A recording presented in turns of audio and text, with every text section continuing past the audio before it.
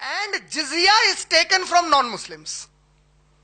Allah said in the Quran, in Surah Tawbah, Surah number 9, ayat number 29, that fight those who do not believe in Allah and last day till they humble themselves, and if they do not revert to Islam, collect jizya from them.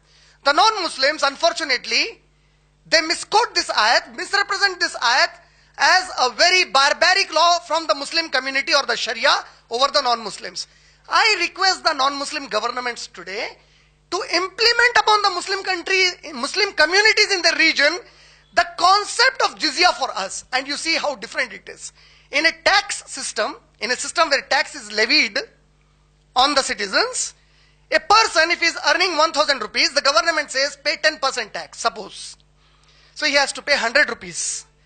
But the necessities of his life are 1,500. By earning 1,000, he was already falling short by 500 rupees. Now if he gives away 100 to the government as tax, he is short for his necessities by another 100 rupees, that is 600 rupees. So now he has to take loan on interest. And a chain continues of making this person fall into greater and greater trouble. What is the concept of jizya? The concept of jizya in Islam is, if it is an Islamic government levying jizya on the non-Muslims of that region, the government cannot lay jizya on women. The women, non-Muslim women will not pay jizya. The old men will not pay jizya. Those old men who are no more capable enough to earn for their own life will never pay a jizya. The children will not pay jizya. The education provided will be free for Muslims and non-Muslims. And only those non-Muslim men will pay jizya whose economy will be calculated by the government, and the government, after making sure that what he is earning, he can save in his earning. It is not that he is falling short to fulfill the necessities. Every non-Muslim will not be asked to pay jizya. Only those non-Muslim men who are earning so much that they even have a saving. It is only these non-Muslim men who will be asked to pay jizya based upon a percentage.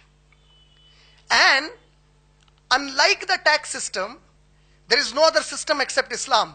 What does Islamic Sharia say?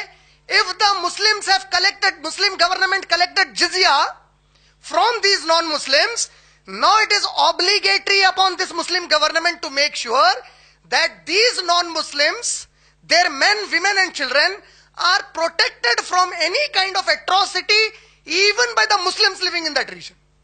They shall be protected by their wealth, their property and their chastity and modesty.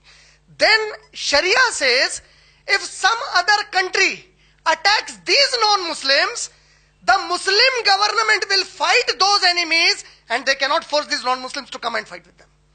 It is obligatory that only Muslim government will protect them. It is obligatory now. At the time of Umar bin Khattab radiallahu ta'ala anhu, no better example can be given on the face of the earth.